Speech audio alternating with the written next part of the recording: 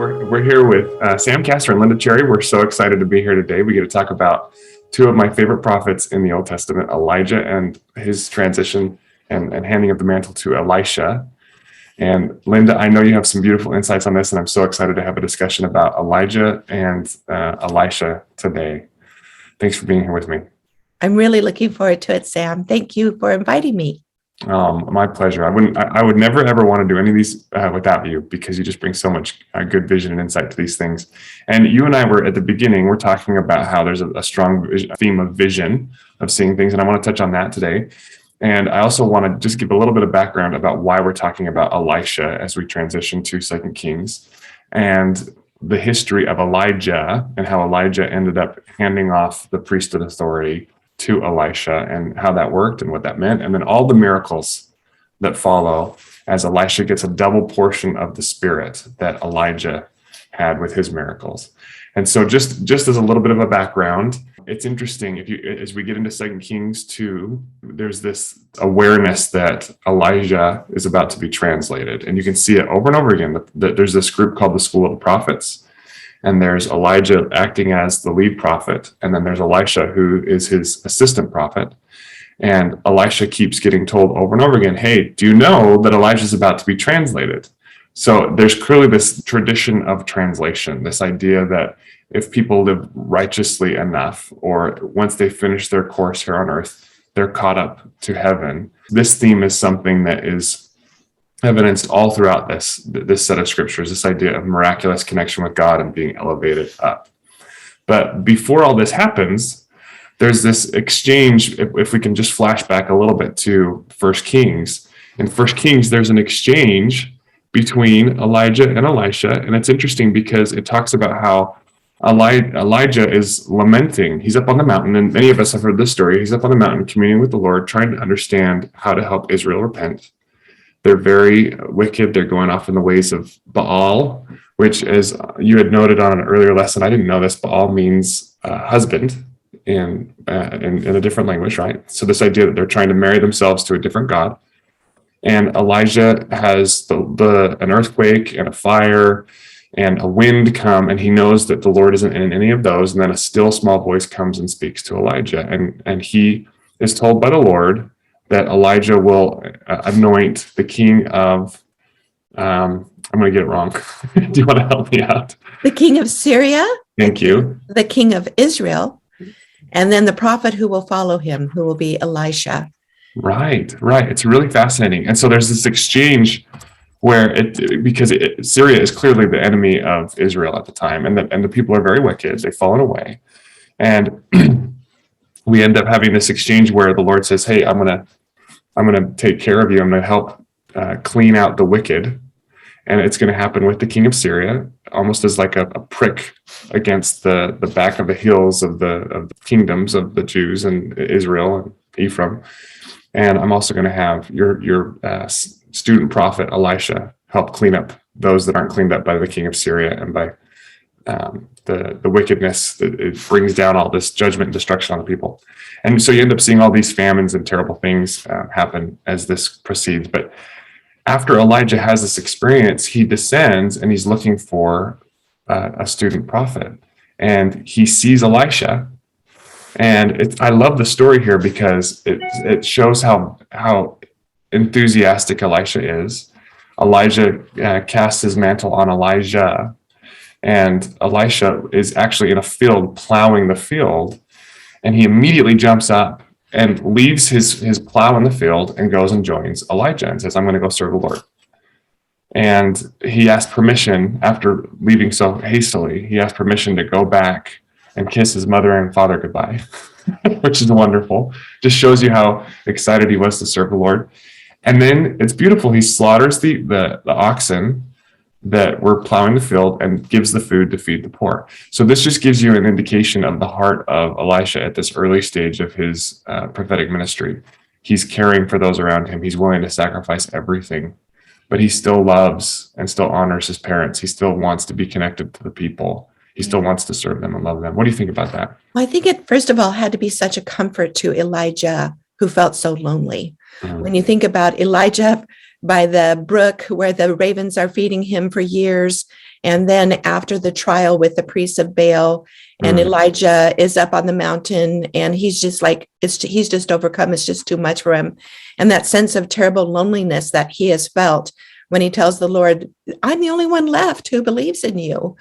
And then for the Lord to remind him about Elisha, and for Elijah to come down from that experience of feeling so alone and be able to finish the rest of his mission with Elisha at his side, and then to realize how dedicated Elisha is. And in fact, one of the commentaries in the Old Testament student manual made the point that Elisha has 12 oxen, which indicates that they're a wealthy family, which is pretty remarkable in that period of time, because what a great point. During this period, if we remember that under Elijah, when Elijah sealed the heavens, they had been in a period of famine.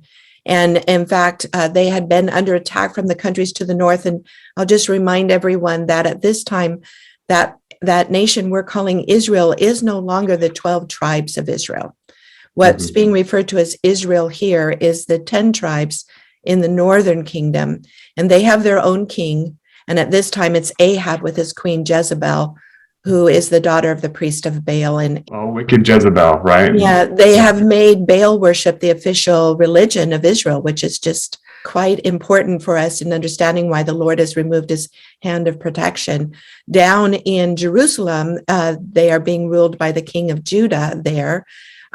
So up here in the north of Israel, all of the armies are constantly kind of going back and forth through that land, whether it's Egypt coming up to fight against armies that are to the north, or vice versa. They're always going through Israel. And so this northern kingdom, especially bordering with Syria, they've just been hit over and over again. So the fact that Elisha and his family have 12 oxen, a big deal, and they're sowing in a field is a really interesting aspect. So Elisha's leaving more than his parents. I mean, it's really showing us that he's just truly dedicating everything he has, consecrating himself to God. So I see it for both of these prophets' standpoint of what a joy, what a comfort it must have been to Elijah. And first of all, Elijah knows his mission is now. He's going to get to go home pretty soon, home to the Lord. And then to have this comfort of knowing that Elisha is fully in it, fully committed to serving in his stead, and will go for it in this really tough commission that Elisha has. So I love it. I do too. But and even though it's difficult, he's excited. He's willing to see how the Lord will make manifest his wonders and do beautiful things with the house of Israel and help them return. And I think he has a similar spirit that Elijah has. Elisha wants to help people return to the Lord. He wants to help people recognize who's been the majesty and the benefactor and the beauty, all the blessings, the source of all the blessings that the house of Israel is able to enjoy. And so as we jump from 1 Kings 19, where that exchange happens and Elisha is called, and they join together in serving the Lord, it's important, I think, at this point to note just that Elijah doesn't necessarily come from the school of the prophets or the sons of the prophets, as they're referred to. And we don't know a lot.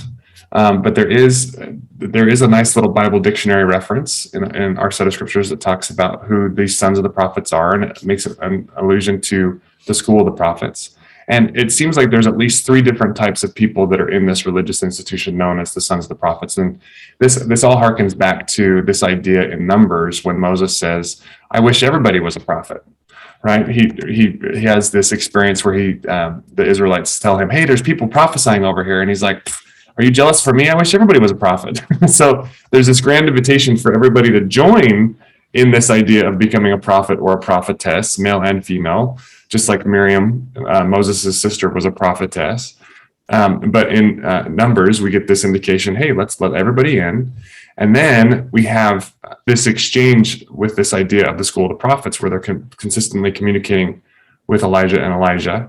And the 3 different types of people in this school of the prophets are those seeking instruction, like in the school of prophets with Joseph Smith, where they were learning languages, they were learning the scriptures, they were trying to commune with the Lord. There were also teachers, people who were being instructed in the ways of the gospel and the ways of the Lord, so that they could teach other people and spread his word and act as priests or officiators or instructors in the gospel. And then it's really important, I think, to highlight that there's some wonderful talks about these sets of scriptures that highlight that anyone who lived worthily, who was trying to be filled with the Spirit, could be considered a prophet. And in the Bible dictionary, it actually says there's a lot of prophets who aren't of the school of the prophets who end up becoming prophets. Right. And it's anybody who's willing to try and seek the Spirit of the Lord and try and commune with him and receive revelation and see things as they really are in connection with the Lord. What do you think about this? Well, I think it's really important too that we do see this group of people in a corrupt land where people had lost the sense of who God really was, and they were worshiping many gods. So to me, it's really encouraging that no matter where we live and no matter what the political conditions, that as long as we're seeking the truth, the Lord will provide that environment and that opportunity for us to be able to be taught the truth. And Yeah. I love that we're never really left alone, even though, as I said earlier, Elijah at one point felt like he was really alone, but also no matter what our political conditions. So right now we have to believe that, for example, in both the Ukraine and Russia, there are wonderful people who are seeking for Zion and seeking for the goodness of all mankind and are seeking for the truth of the Lord. And they are joined together and they're reaching out to others. And, we want to pray in their behalf too. So I think, the big lesson for me is we aren't ever alone. I trying to remember who it was that said, in times of trial, look for the helpers, look for the people who are out helping and align yourselves with them. And so it's really nice to know we had this group of people in Elijah and Elisha's day that were seeking the truth and wanted to know what God would have them do. Absolutely. And some of the miracles that Elisha performs, we'll get to, come from this school of the prophets, where there are people that are seeking the Lord, and Elisha's heart is softened towards them, and makes miracles happen. And I love that you bring up Ukraine. Anytime we do one of these discussions, Lynda, my prayer is always, and I know you feel the same way, it's always that we'll be able to help point people to Jesus Christ, that he's the healer, he's the restorer, he's the leader of all that is right and good. And he, as we seek to follow him, we can join him as saviors on Mount Zion and help bring about miracles in his name and draw others closer to him. And so as we talk about this, I think Elisha is a really good example of how to do that. He's someone who's saying, I don't care what's happening in the world. In fact, when things get crazy, it's an opportunity to see the Lord's mercy. It's an opportunity to see that everything is a gift and that he's going to work the darkness into light. He's going to change these painful experiences into blessing and help us come closer to him if we'll receive it from him. And so, I love that you bring up Ukraine. It still breaks my heart every time I see things in the news. And yet the Ukrainians are trying to have fun, or they're poking fun at what their life has become, and that good-natured humor, I think, is also part of the Spirit of the Lord that helps us work through these difficult times. So we have this experience where Elisha is told over and over again in 2 Kings 2, hey, by these school of these prophets, hey, your master's about to be translated, right? And he's like, hold your peace, it's going to be fine. And he goes from place to place to place, and they keep telling him this. And then finally, Elijah comes to him and says, yeah, I'm about to be translated. What is it that you want? And Elisha says, I want a double portion of your spirit. What does Elijah say in response to that? He seems like he's a little concerned about Elisha's desire for a double portion, and that's a hard thing. Mm-hmm. And so he prophesies that if Elisha is able to see Elijah translated up into heaven, that he'll receive a double portion of the Spirit. What do you think about that, Lynda? Well, here we have that first introduction that we're going to see throughout this scripture block of those who have eyes to see and the ability to have spiritual vision. And so the interesting thing is that Elisha apparently is the only one who can actually see Elijah taken up. And so then he does receive this acknowledgement. Yes, you will get this double portion. And imagine Elisha's nervousness. Everyone had to be so in awe of Elijah after the contest with the priests of Baal and what had happened there. For sure. And Elisha has got a great mission in front of him, and he's got to be pretty anxious about losing Elijah's stewardship over him and counsel over him. And so to ask, I want to have twice as much as you because I'm twice as weak as you is probably what he's thinking. And so to be able to have this ability to have his eyes open, to have that spiritual vision, and he's going to have that as a gift throughout his ministry, the ability to see beyond what is right in front of the face, to see beyond the temporal, and to see the armies of heaven, and to see into heaven, have that veil lifted. And that had to be a great comfort to him.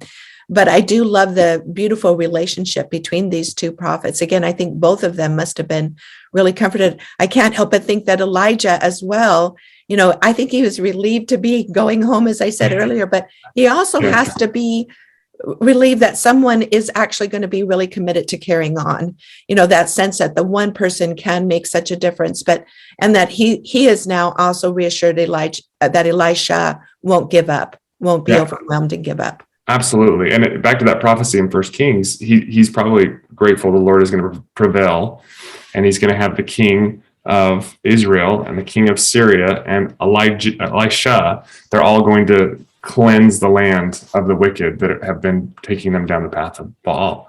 And so and I love that you bring up vision. Enoch has this awesome experience that we talked about at the beginning of the year where he's able to see things as they really are.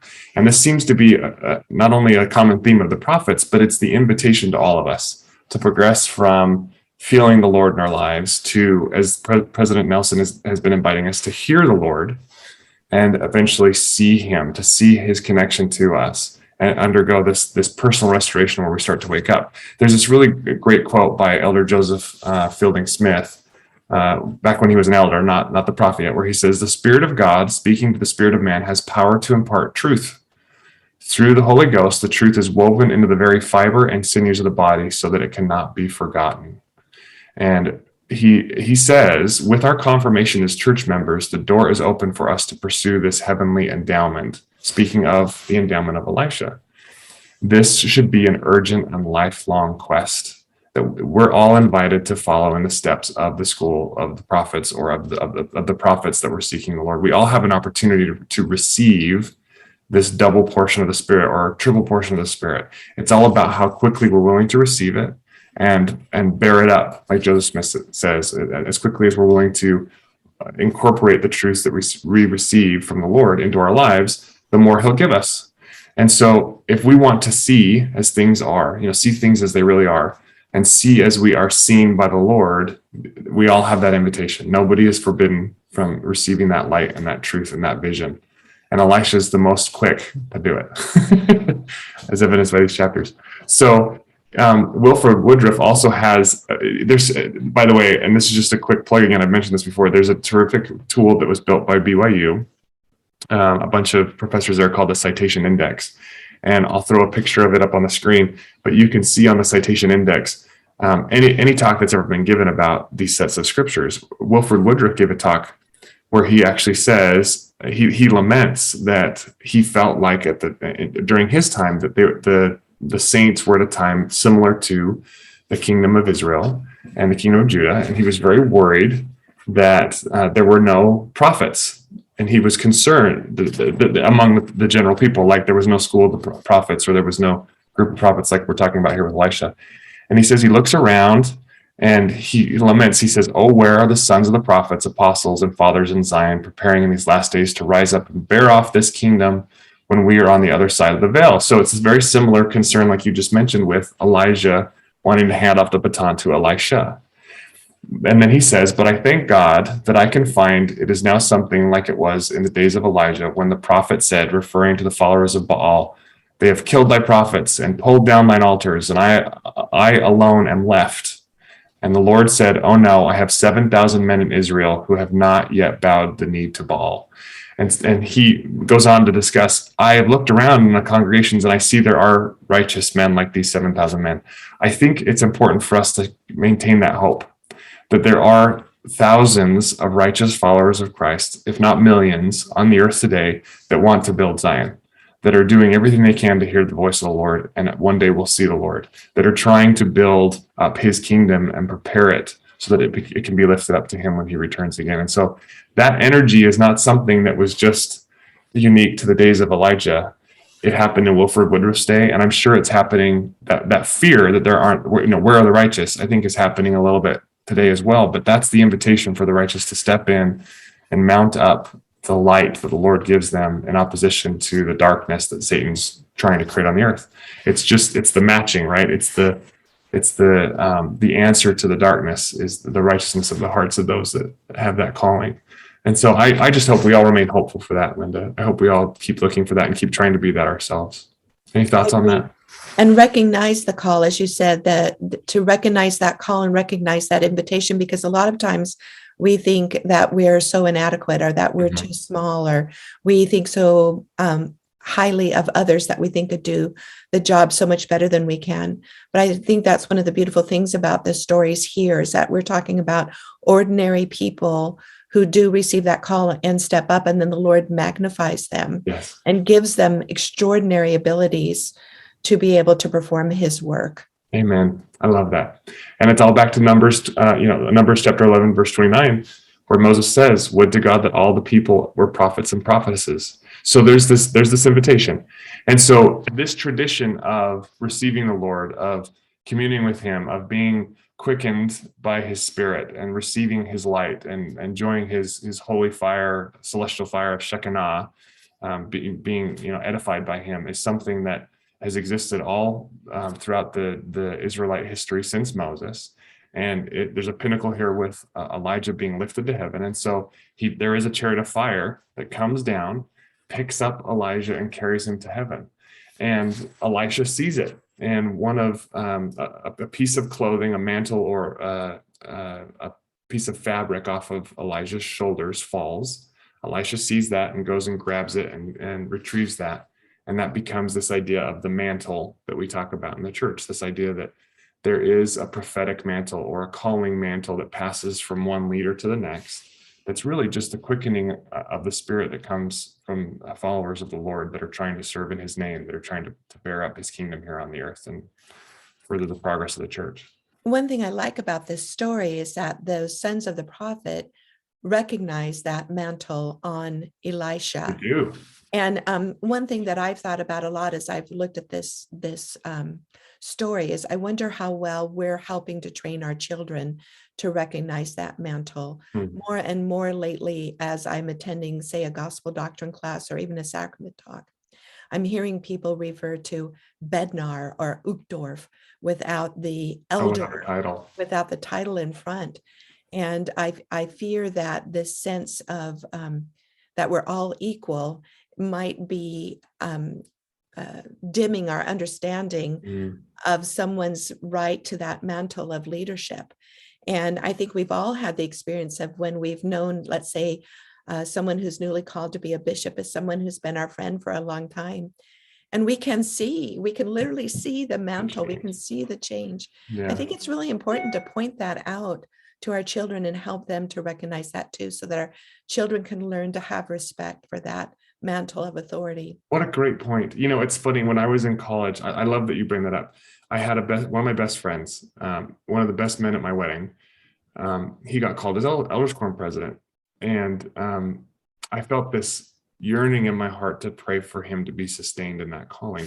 And, we're all invited to honor that title. We're all invited to see that distinction and not have our vision dimmed when we're asked to sustain the prophets and the leaders in our church. Well, I had this experience where I prayed and prayed and prayed one night for him, my friend, that he would be sustained, that he would have the support that he needed, that he'd be able to have revelation and know how to bless the members of the ward. And about a week later, I got called to be one of his counselors. I think it's because the Lord sees our willingness to sustain. And he's like, hey, if you hear that, if you have the desire to serve, like it says in Doctrine and Covenants, section 4, then you're called to the work. As soon as we sustain, as soon as we engage our hearts in support of the prophet, we'll be able to be caught up into this idea of the sons of the prophets. We can become sons and daughters of the prophet by sustaining him. I agree. I love that. And so we've talked about the spiritual vision of being able to see that mantle. For a moment, I do want to talk about the actual clothing. Please. Because wearing that clothing was important. And in fact, it comes up again with John the Baptist, because they describe John the Baptist as wearing this hairy garment. Elijah is described as wearing this hairy garment, which is undoubtedly the actual piece of clothing that is now passed on to Elisha. John the Baptist wearing that garment gets everyone's attention because they all kind of recognize that they've been told this special garment represents a prophet, and they had not had a prophet for hundreds of years when John the Baptist shows up. So the literal piece of clothing got everyone's attention, that hopefully then opened their spiritual eyes to be able to recognize the mantle of authority. But I was thinking about, we are also invited to wear special clothing that not only is a blessing to us and a shield to us, but it's also a visible sign of priesthood and a visible sign of authority. And so I think that this being able to see on different levels here, to actually see the physical clothing, and then to spiritually see and recognize that there is some power and authority and blessing that can come by wearing that clothing. Well, and this is the theme. Heber C. Kimball gives a talk about this, and it's something that I don't want to deep dive too deeply into, because I think we could talk about it for a very long time. But there is something about, in addition to receiving spiritual power from God in our temples and our bodies, there's something about this idea that there are certain objects, there are certain things that the Lord quickens, or that he provides power to. And you see it with the mantle, you see it with the Liahona, you see it with the Ark of the Covenant. Like we talked about this last time we talked, you see it with all these different, Moses' staff, you see it with Elisha's staff that he we'll get to in a little bit. There's these examples of these moments where the Lord says, I'm going to have this object be imbued with power, and people are going to reverence it. And I think that's one of the reasons why when John the Baptist shows up on the scene, the Israelites are like, oh, this is something special. They all recognize there are certain holy artifacts. And Heber C. Kimball talks about this, and modern day spiritual artifacts. I have a great grandpa, John Lowe Butler, who had a cloak that was blessed by Joseph Smith, he was told this will heal people. And it's wonderful, this idea that not only can we have our bodies quickened, but we can also have objects that become sanctified and help carry forth the Lord's work, as long as the focus is on the Lord, right? As long as it's not the power of the cloak, it's not the power of the mantle or the staff, it's the power of Christ, it's the power of faith in Christ. But there is this. And so Elisha takes the mantle, and he's now over on Jericho side of the river of Jordan. He takes the mantle and touches the river Jordan to cross back to the school of the prophets.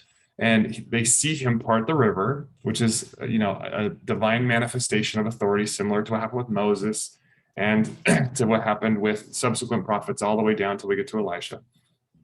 He crosses the river, and they say, they recognize the mantle. They say, you clearly have received the power of God. After Elijah has been taken up in the chariot of fire. And by the way, we want to go find Elijah, because we're concerned where he went.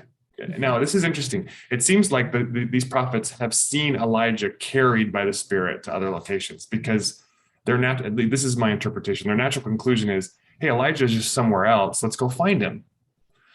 And Elisha's like, no, he's gone, you guys. And it's funny because they were telling him, hey, he's going to be carried up into heaven, but they still don't want him to be gone, right? They still want to find him. So they finally press upon Elisha, and Elisha relents, and he says, okay, you can go send a search party to try and find Elijah. Because you think maybe he's on a mountain somewhere, he's been carried to a distant country.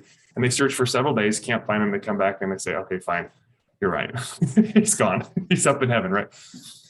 What's interesting though, Lynda, is that this idea of being carried about by the Spirit or being caught up into heaven, I think one of the reasons they thought this is because there is a tradition that's been academically chronicled by a professor named David Larson. He has a great talk on it. You can look up the idea of communal translation by David Larson. He has a wonderful paper on it that he presented at BYU, where he talks about how the Jews and the Israelites had this tradition of communal translation, where they would say, hey, it's our purpose to try and commune with the Lord and actually be carried up into heaven. And there are many instances where many patriarchs and matriarchs are caught up into heaven, not just Enoch and Melchizedek, but there's also this idea that they come back. And so, and they come back and commune with the people and try and prepare the people to go back up. And they have songs that they sing to try and help people be translated. he talks about how, I found other academic research that suggests that the book of Hebrews was sung to help prepare people to enter the presence of the Lord. So there's this idea of, if we live worthy enough, we can enter his presence and come closer to him. And I think that's probably one of the reasons why they thought he would come back. They kind of hoped that he would descend back down and bring some more light and wisdom with him. Well, also think about that when after the contest with the priest of Baal, and Jezebel says, I'm going to kill Elijah. Yeah. Elijah outran the chariots. And then he goes up to Mount Sinai. So if you were just only looking with your temporal eyes, you might think that Elijah had been carried up to the mountain then, and they saw him come back, right? So they'd had these experiences, as you said, undoubtedly, at least even just that one, Right. where Elijah looks like he's miraculously carried away. And in fact, we do know an angel ministered to him during that trip. And then he comes back. So they're wanting to make sure with their temporal minds that, this time he's not coming back. It's not coming back. And so Elisha has this double portion of the Spirit, and we're now going to get into several of his miracles. And again, just to reiterate, this is an invitation for all of us to be able to receive that quickening, that portion of the Spirit that brings about miracles, that comes from faith. There's so many miracles that happen through faith. And then also Elisha obviously has the priesthood authority to be the prophetic leader on the earth at this time. And we all can be like him. We can all be quickened like him as quickly as we're willing to receive it. That's what Joseph Smith assures us. So here's some of his miracles, right? So we get to 2 Kings 2, and there's this tradition of translation. And then after the mantle, Elijah parts the river Jordan. He comes across, and then he is invited in 2 Kings 2, 19 through 22. He comes back to the prophets, and they say, hey, we really like where we're living, but the water over here is rancid. It's broken water. By the way, incidentally, I don't know if you know this, but the word Parowan in Utah, the little town of Parowan, means toxic water or death water, according to the Hebrew, according to Native American tradition. So this idea of death water is probably what they're referring to. It's something that if you drink it, it's going to make you poisoned or disturb your health. And so he comes to them and he says, hey, let's perform a miracle. Let's take a little bit of if I remember correctly, he takes some salt. Some salt, and says, again, quicken matter, something that signifies a miracle, and they put it in the water and it becomes pure, right? So the first miracle he performs is, I think, beautifully symbolic. It's living water. He brings living water to the prophets. What do you think about that? Well, I agree. I think we're going to see a lot of foreshadowing of Jesus Christ and his mission in Elisha's miracles here.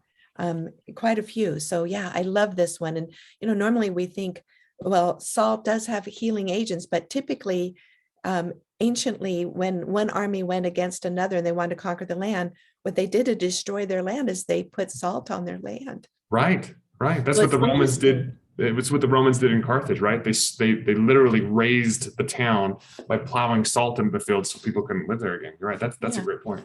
So we have this sort of dual thing with the salt here. Yeah, I think there's also duality in the fact that the first miracle is healing water, living water. And then the next miracle is one of my favorite ones, is a bald man. Because it's interesting. I've studied this. I've written a little blog post on the doctrine of hair, and this idea of hair is something that I think we don't really fully understand. But there are these 42 youth that come, and not children. The Greek translation makes it very clear. These are teenagers that know better, and they come and they make fun of Elisha. Now, he's just had this prophetic manifestation, this miraculous manifestation of his power. He's divided the river Jordan. He's healed this water. And then these youth come to him and say, hey, you should go back up on the mountain, bald man. And what they're really saying is, you don't have any authority, because hair or a mantle on a head, which is that's probably where he would have worn the mantle, not just on his shoulders, is that crown idea comes from this idea of mantle. And you see it all throughout. You see it with pharaohs. You see it with the magistrates in England, where they wear these wigs when they sit in judgment. They have this fake wig on their head. You see it with all throughout these other kingdoms where people wear crowns. This idea of long hair. The Native Americans think long hair actually also allows you to commune with the spirit world. all of this is this idea of authority. And so when they say, hey, thou bald man, they're saying, you don't have any authority. You can't do anything. And so he sicks a couple of bears on him, and the bears go kill these 42 kids. Well, and actually, there's a number of commentators who believe that those youth, and by the way, it does also say in the footnote that they were youth, young Yes. men. Yes. There's a number of commentators who think that these guys were kind of up to no good and that they had probably been in the forest messing with the bear's cubs. And so that this she bear was angry and after them anyway. Well, I think that gives Elisha a pat. And that may be possible, but I think it's important that there's a duality here, like you mentioned. He brings living water, and then he also has the power over death. True. It's a hard story, Sam. It is a hard story, but I think it's evidence. I mean, we're dealing with a people where if you're not willing to respect the authority of God, if you're not willing to respect his power, he's going to demonstrate this. Their hearts are pretty hard at this time. They've been following after Baal for a long time, and Elisha's there to clean out the wicked. And so, as a bald man, I think it's a great story. But to show the duality of life bringing water and also of death, just like how the Savior cursed the fig tree when he was in, right before his own ascent to heaven. And the apostles know that the fig tree died. And incidentally, sorry, I can't bring that up without mentioning, I don't know if people know this as well, but the fig tree is an interesting symbol there as well. And if there's, again, a corollary with Christ. Fig trees in this part of the world are different than normal fruit trees, incidentally. Remember, Christ goes up to that fig tree looking for fruit because he sees that the fig tree is covered in leaves. And fig trees are different than normal fruit trees. Most fruit trees will have leaves, then fruit.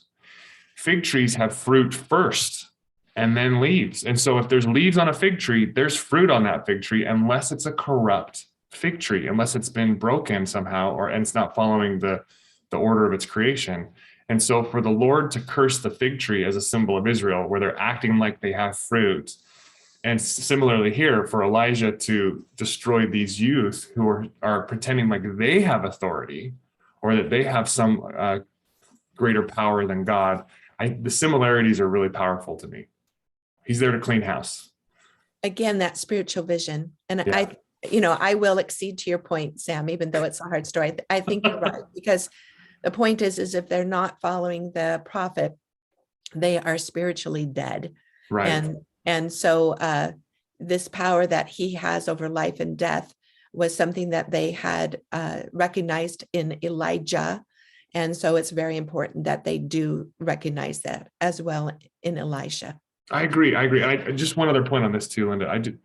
Societally, we've gone through this progression of, and it's beautiful, where people want to be very gentle. Right now in our day, I think we're getting to that place again. People want to be gentle with each other. There's this demand that people not offend each other. There's this demand that people, kowtow to whatever the personal beliefs are of individuals. And I think we're getting to a place where it's similar to back then, where the Lord is saying, I need my prophets to stand up and be prophets. I need men to be men and women to be women and say, this is how we're going to protect the righteousness of the Lord, the order of heaven. This is how we're going to stand up. And some of that includes destruction. Some of that includes, no, you can't do that, and here's the consequence. Right. And so you see that here in this story, but then there's all this abundant mercy and generosity and blessing that comes in all these miracles after Elijah. And so some of the next miracles highlight that whenever the Lord is destroying, it's just like a plow being brought through the land to till the ground so that he can plant. He's always bringing more fruit. He's always trying to help cultivate our hearts so we can receive more from him. And I think we're going to see through this story and then the Shunammite woman that that the Lord does expect more of those who are supposedly under covenant to him. In other words, these 42 youth were Israelites and should have known better, whereas we see incredible mercy shown to the Gentile Shunammite woman. Yes. And so back to your first point, whoever's willing to listen. Yes. And the Syrians, there's so much. So, I mean, with Naaman, right? There's so many blessings that come. So we'll show a map to highlight your different kingdoms here. We'll put a map up that just talks about the kingdom of Israel, the kingdom of Judah, So you have the north and the south kingdoms, and then you have the kingdom of Ammon and the kingdom of Moab, and then also the kingdom of Syria and Edom. And so we have this situation where there's grave concern on the part of the king of Israel, or king of Judah. I always see it's confusing, even for me, even though I've studied it. But you have the kings of Israel with Jehoshaphat, which is wonderful. I grew up hearing the phrase "jump in Jehoshaphat." So you have King Jehoshaphat, and then you have Judah and Edom. These three kings come together and they unite, which is very unique because they've been at war for very long and for a very, very long time. And they unite against the Moabites. And Jehoshaphat, who's evidenced faith throughout these scriptures here, Jehoshaphat says, let's go to the prophet. We have a prophet. Let's go ask him for help and ask for a blessing. And just to clarify, Jehoshaphat is from Judah, and Yes. Jehoshaphat is one of the few in Judah at this time, because we have wicked and righteous kings, and he's seeking for unity with Israel, which is really quite beautiful. We'll literally see that again with Hezekiah and Josiah, but those three kings specifically stand out as trying to reunite Israel. So it's really kind of awesome that Jehoshaphat is like going to the king of Israel to say, let's bond together. And he says, my people are as your people. In other words, whatever, we're going to bind together in this battle. I'm with you. My people are as your people. My army is your army. And so it's a hand held out in peace. Yeah, it's beautiful. And so they come to Elisha and they say, we want your blessing. And Elisha, at first I think he evidences some humor. He's like, why would I do that with you guys? I'm here to, break these things up. But what's interesting is they have a plan, and they explain it to him. They say, hey, we're going to actually go through the desert for several days, even though there's no water, and we're going to come attack the Moabites through the desert. So if you've ever seen the movie Lawrence of Arabia, this is like the first Lawrence of Arabia move, right? But they know they can't do it without the miraculous help of the Lord. And so they evidence their faith, and Elisha actually, his heart starts to soften. And it's interesting. The story highlights that he says, if you bring someone who will sing some music to me, then I'll perform a miracle here. Basically, what happens is Elisha says, okay, if you want to evidence your faith, dig a bunch of trenches here in the desert. After you've crossed the desert, you're out of water. Dig a bunch of trenches. I'll listen to this music. It'll soften my heart, and the Lord will bring water. And the Lord does bring water. There's this miraculous, there's some sacrifices made. The water comes and fills these trenches in the desert, and it quenches the thirst of these armies. And incidentally, the Moabites, who see this army descending and this coming to them, they're aware of it. And the water starts to evaporate in the desert air, and it looks to the Moabites as if it's blood. And they believe that these three kingdoms, which historically have been enemies, have decided to fight each other and destroy each other. And they say, off to the spoil, let's go see how much destruction they brought amongst themselves, and let's steal all their stuff. And as they go and attack this tri-kingdom, they get just decimated. The Moabites just get decimated by these righteous followers of Elisha and the Lord. Well, the Moabites kind of run away because they think that the three kings have been fighting with each other, and what looks like what's really the water, and the sun is reflecting off of it in a particular way, and the earth itself is probably red, but the Moabites are convinced it's blood. It's blood, yeah. Whether it's a mirage or evaporation or something, but they see blood. To your point about vision, go ahead.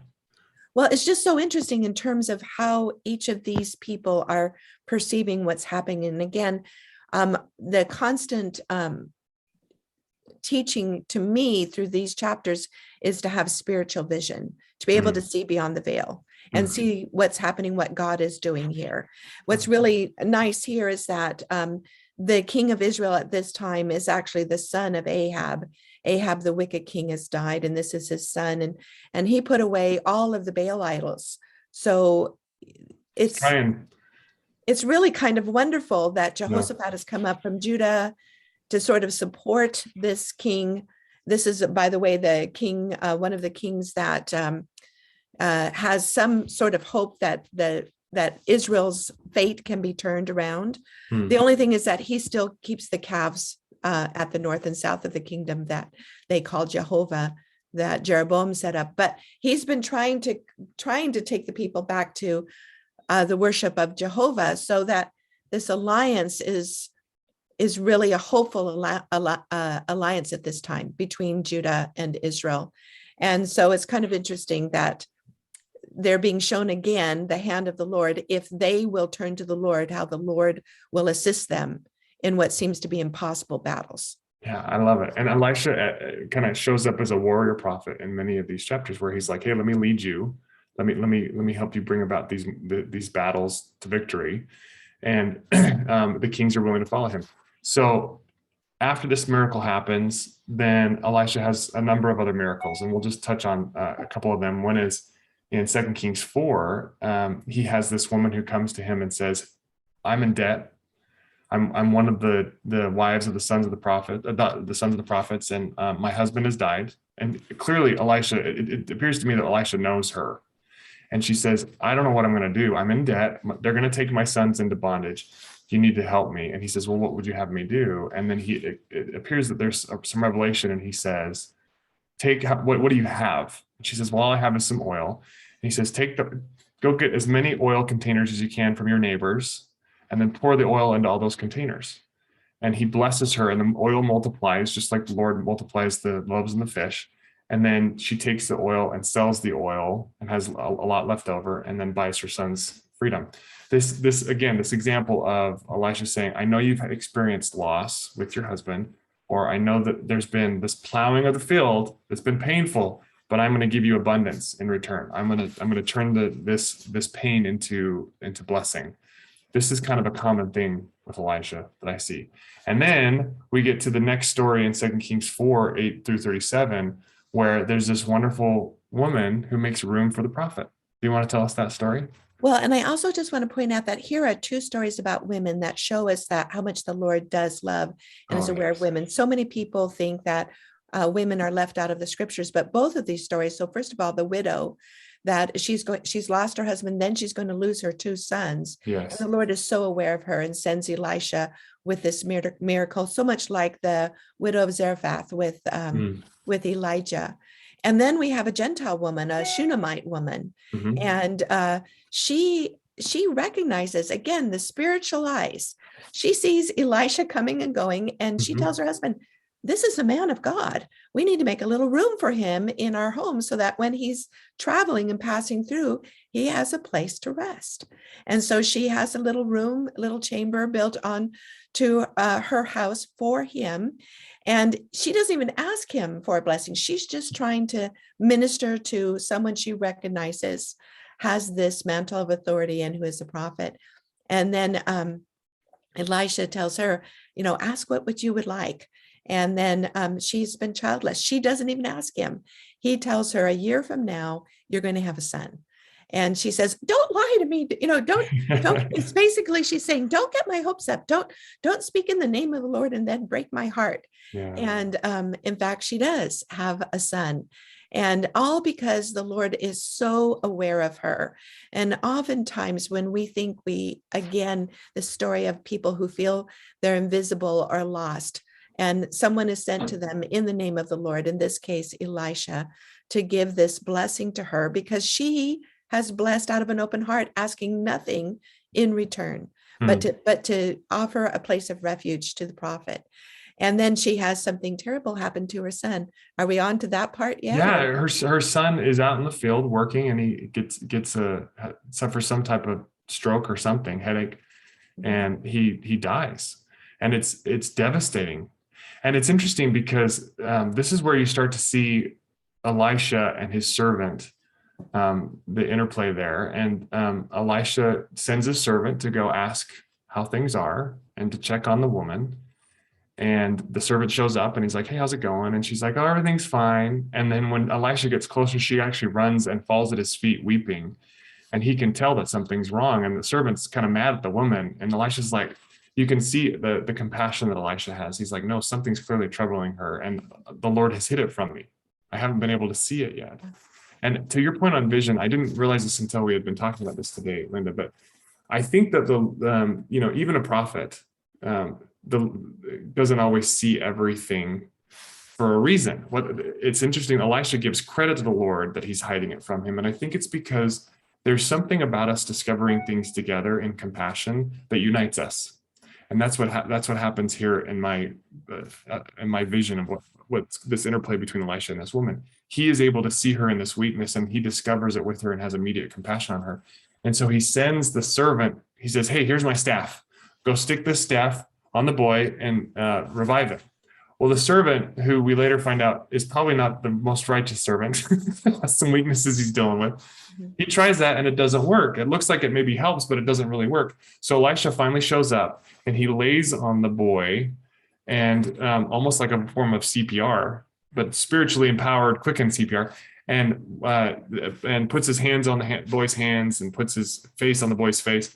And the boy revives miraculously. Now, it's a pretty big sacrifice. I'm sure Elisha was struggling, pleading with the Lord to make this miracle come true, and that there's this significant discomfort, I'm sure, on the part of Elisha to go do this and lay there until the boy comes back. But he comes back, and he's restored, and the woman takes the boy and rejoices in the Lord.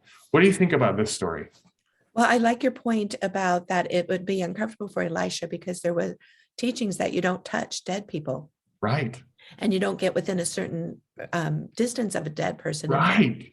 This is also comes up later then when Jesus is with another widow where her son is literally laying on the bed that they're carrying him on out to the funeral, and the Savior touches that son and raises him up. And so again, first of all, we see this foreshadowing of the work of the Savior and that he sees each one. But then also Elisha is overcoming his own sort of recoiling from this idea that we don't touch anyone who's dead. Yes. We don't know how long he's been dead, but to lay on top of a dead person, and you almost, like you said, you almost have the sense of a CPR kind of situation of a mouth to mouth, or at least a breath to breath and face to face kind of encounter. So Elisha's overcoming his own sort of challenges of how we might respond to that, to do what the Lord instructs him to do. But also it's this incredible mercy of the Lord and the foreshadowing that the Lord will raise from the dead and that he will restore. And specifically that he will restore to the mothers and fathers, that all of us on the other side, whether or not, we certainly know people, I have friends and you have friends, I'm sure, whose children have been taken and have not been brought back to life. But this again is a spiritual vision of the future, that while this particular woman has her child brought back in the temporal world, all of us are promised we will have our children again on the other side. And we can have hope and belief in that through Jesus Christ, we will be together again as families and our children will be brought to us. Oh, yes. It's and just the overwhelming emotion that this mother must have felt, to have her heart broken and not having children, then to have her heart broken in joy that she has a child, and then to have it broken again. I had this experience once with my daughter. She's now no longer a daughter, no longer a young girl. But when she was 4, she was in the driveway and a vehicle drove over her. And it was so heartbreaking because I heard it happen outside, and I heard the driver say, "Oh, Alina, I didn't see you." And all of a sudden he came running in holding her, and she was just screaming. And miraculously, she had just been bumped on the head. The tires went right over her, and she wasn't touched by the tires. Just the rear differential in the truck just hit her head. And it was such a miracle, Lynda. Like you just fall down. As a parent, you just fall down and weep in gratitude that there's that mercy extended. And I agree with you. It doesn't work that way usually. I mean, I've heard so many horror stories of children getting run over by vehicles every year. It's just a terrible, terrible thing that happens. And now there's new safety measures and things. But the heartbreaking nature of this is so raw when you realize that love, and that yet the Lord is going to restore. He's going to bring back. He's going to take that pain and he's going to give you more than you ever thought you could enjoy if you're willing to follow him. And so I love this story. I agree with you. It's such a beautiful story, and it shows the love that the Lord has of women and of Gentiles and of everybody on the planet. He's trying to bless everybody. So we end up having this exchange of another experience where, after making room for the Lord, there starts to become a famine in the land. And He's with the school of the prophets again, and he ends up saying, hey, let's have some food. And some servants go and gather some gourds that are poisonous. They put them in the soup, try to feed everybody. Everybody's like, don't eat it, you're going to die. And then Elisha ends up miraculously purifying the food. So I think one of the reasons I think all these miracles are here is because it's showing us that the Lord has control over matter, not just spirit, but he has control over everything temporal on this planet. He can make anything happen that he needs to make happen to bring about his miracles and protect his servants. And then again, we get this, and this includes even our temporal matter, our bodies. We get this experience with Naaman. And Naaman is a story that so many people like to discuss. And there's been wonderful talks given about this. I guess we can touch just lightly on Naaman and the miracles here. Do you want to tell us that story a little bit? Well, Naaman he holds a great status in the army of Syria. So Syria is conquering Israel. And they go back and forth between being in alliance and being at war with one another. And Naaman is one of the chief captains in that army. And in fact, it's implied that he was part of conquering Israel to a certain degree because he has a little Jewish slave in his care. And she says, my lord Naaman has leprosy, and if only he could see the prophet who is in Israel. And she says that to her mistress, who is Naaman's wife.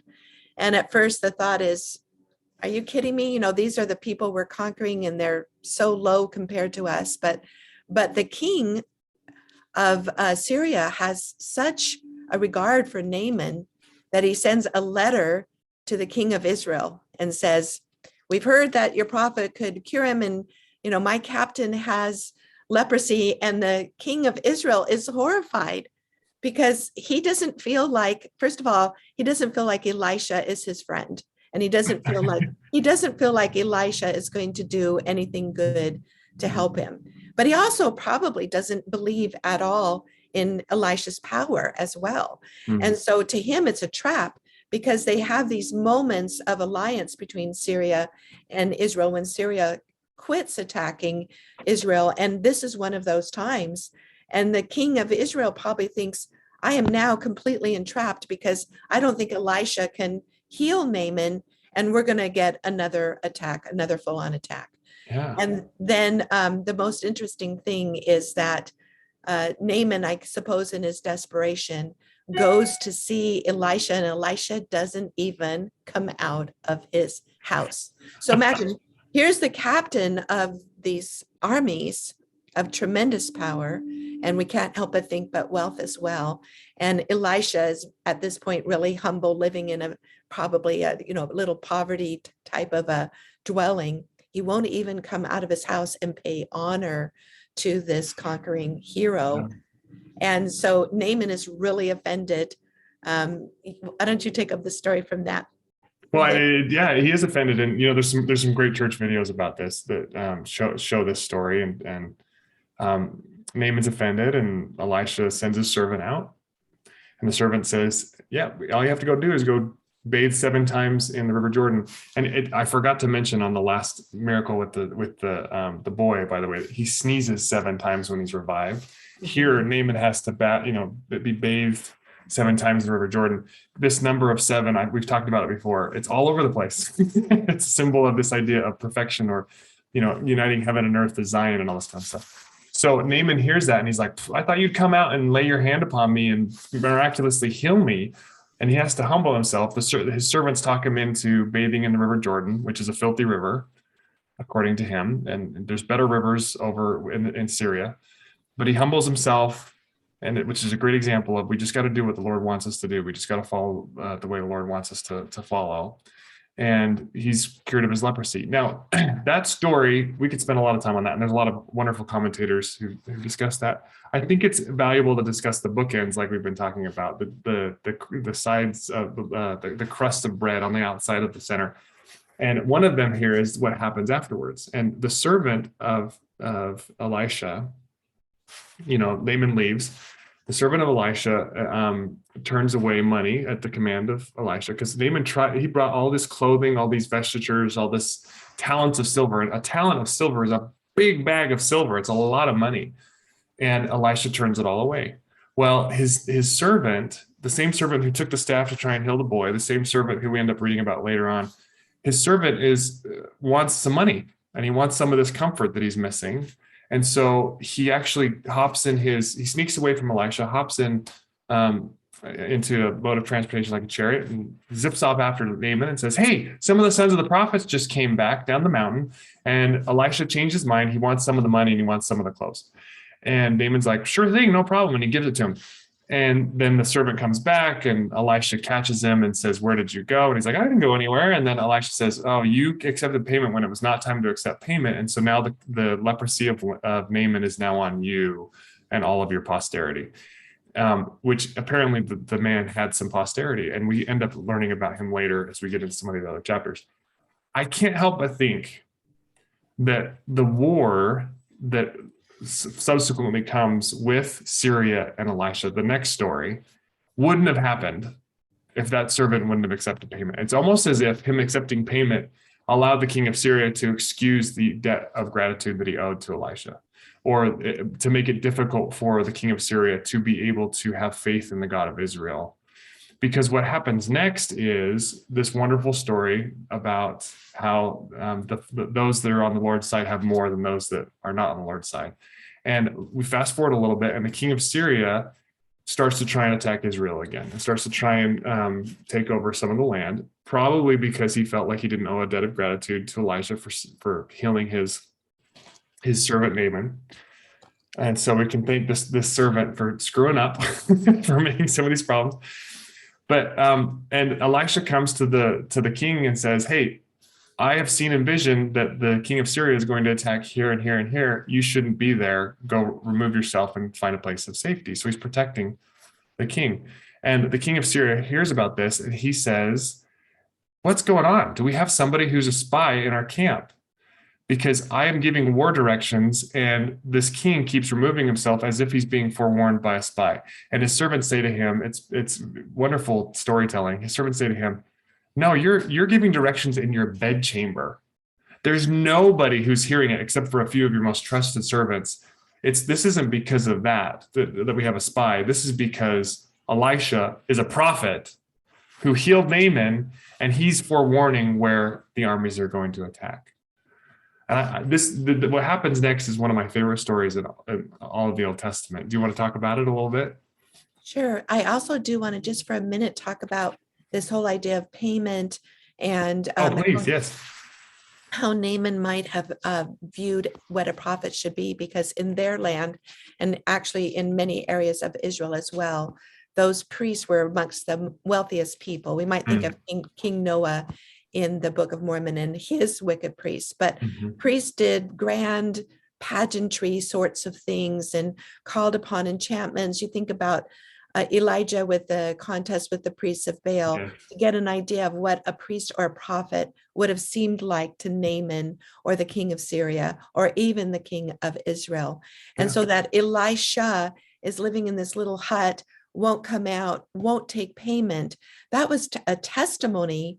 That was supposed to be a witness to Naaman and to Syria and to the king of Israel about what a real prophet would act like. Nephi talks a lot about priestcraft and that there should not be anything done in the name of the Lord for money. And so what could have been such an important teaching tool and a testimony to Naaman and to the others now is corrupted because of what Gehazi does. And I think actually that it's probably a different servant in this story, because Gehazi does have leprosy, which means he has to be an outcast. But so it's definitely a different servant. I agree with you on that. Yeah. So Elisha now has been accused of knowing and protecting Israel from all the movements of Syria. And so all of the armies of Syria come against Elisha. And we just again picture him in this little sort of pauper's hut in the middle of a valley. And it's really unprotected. It's out in the middle of nowhere, so to speak. And all of the armies of Syria now come and surround Elisha's home because they're determined they're going to get rid of Elisha so that they can win the war against Israel. And that servant of Elisha is terrified. And when he sees all these armies and chariots, and Elisha prays that his servant's eyes can be opened. And here again, we have the ultimate in the spiritual vision, because when the veil is taken away from the servant's eyes, he sees the entire valley is surrounded by the chariots and the army and the angels of God, all filled with light. And Elisha says, they that be with us are more than they that be with them. And to me, this is the highlight and the crux of the whole story of Elisha and his mission and our mission on earth, and the ability to have that spiritual vision of seeing both sides of the veil, so to speak. I have friends who I greatly admire. I've not had this experience myself, but I have friends who specifically, when they're going to the temple to do temple work for those who have passed on, that they are able to see and have conversations with those ancestors they're doing that work for. And I think that this is a really powerful message for all of us. You indicated at the very, very beginning of our conversation here is that we can pray to see. We can pray to see. The Lord would like us to see. And only recently, in the last few years, have I been praying that prayer, that I might be aware of my ancestors on the other side of the veil. In some ways, I'm an orphan in the church and, the first member and so on and so forth. And I have had some very special experiences. I have not seen them, but I have felt them, and I have known that they were there. And I think it's really important for us to have that veil removed and understand how many are for us, that are keenly interested in our welfare and are working in behalf of the Lord to bless us and to help to guide and lead us in our lives, so that we are not alone. Again, we go back to that very beginning feeling that Elijah had. And to me, this is the great message of these stories. We're not alone. God is with us, and he is surrounding us with angels. Yeah. Well, the funny thing here is that that Elisha strikes the army with blindness. Yeah. Talking again about spiritual vision. Then what happens? Well, and then he ends up leading the army away and hands the army off to the Israelites, and you can see the immaturity, the spiritual immaturity of the Israelites. And they say, "Hey, can we kill him?" And Elisha's like, "Why would you kill your prisoners? No, feed them and send them home." And again, showing mercy and trying to bring about the Lord's tenderness and love and unity in this area. And when you have that level of vision, I think it does give you that level of confidence that you're not afraid. You're not trying to take advantage. You're not reacting. And when this idea that this command of Elisha to his new servant, who is new prophet and training of fear not, they that be with us are more than they that be with them. I think that evidences this maturity of Elisha as well. Like he's starting to just trust that he's surrounded by all these people who care, all these chariots of fire and angels of fire. And there's a great quote by Jeffrey R. Holland, Elder Jeffrey R. Holland, where he says, "In the gospel of Jesus Christ, you have help from both sides of the veil, and you must never forget that.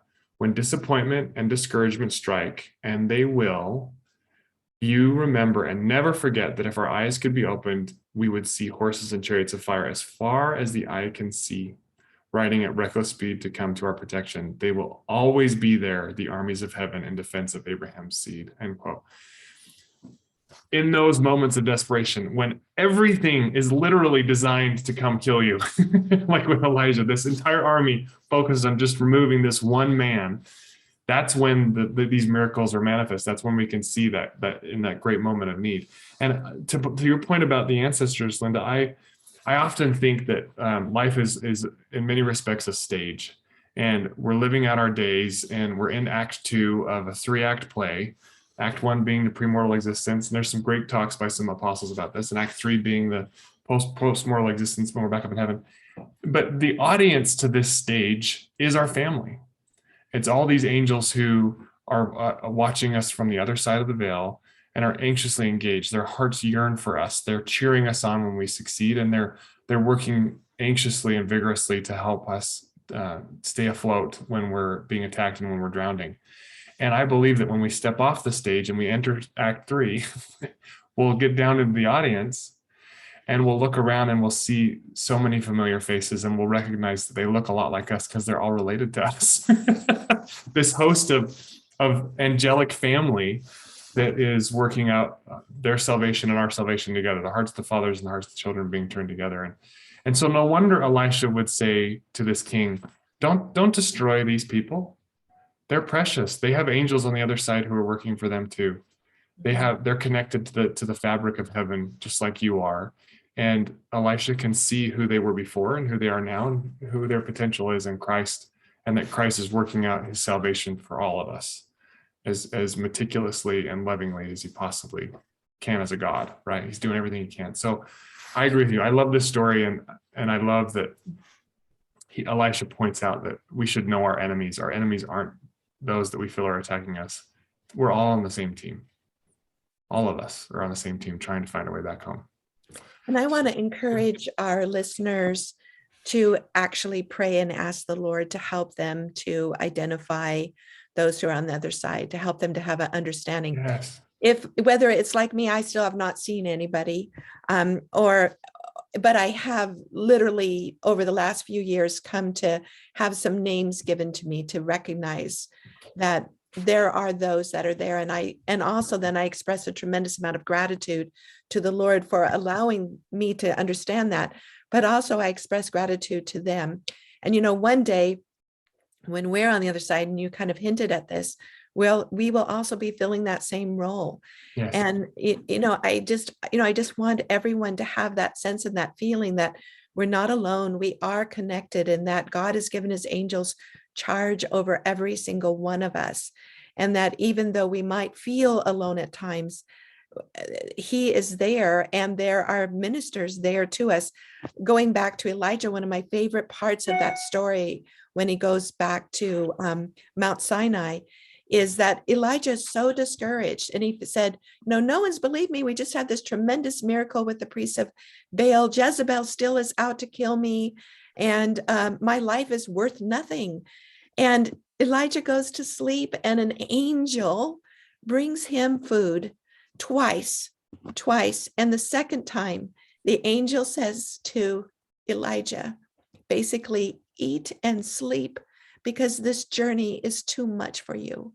So in other words, the Lord is so keenly aware of us that even as the ravens fed Elijah, or this angel comes to Elijah and recognizes and acknowledges, you've been through some really hard times, but God is here and will comfort us, and he sends his messengers to us. And I just pray that we can have our eyes open, our spiritual eyes open, and our hearts open, so that we can feel and see that. Amen. I love that. That's the invitation. We can all join in the dance. We can all see that the Lord is working out his wonders and sending those that love us and that we love to sustain us and help us. Angels on both sides of the veil, empowered with that holy fire, that light and that truth and that love. And I just want to echo what you just said, Lynda. I want to testify that I know that angels minister. I've felt it in my own life, protecting, sustaining, nourishing, loving, healing wings all around us, if we're just willing to open our eyes and see what the Lord is trying to do. There's a beautiful quote, and I think this is a great way to end this. As I was preparing this lesson, it struck me, and this is an Elizabeth Barrett Browning quote, and she says, "Earth's crammed with heaven." All these people that are anxiously engaged in our lives, right? Earth's crammed with heaven, and every common bush afire with God. And only he who sees takes off his shoes. As we let go of the things that distract us, the things that we get trapped in, as we let go of them, we'll be able to see that earth is crammed with heaven, and that we have an opportunity to receive it here below and join in this dance and see that the Lord prevail in our lives. And I'm so grateful for this chance to talk about this with you today. And I love the spirit that I felt, and I hope people that have listened have felt it as well, and that they felt pointed to Christ and that they're able to come closer to him. Thank you so much, Sam. I really appreciated hearing your testimony today.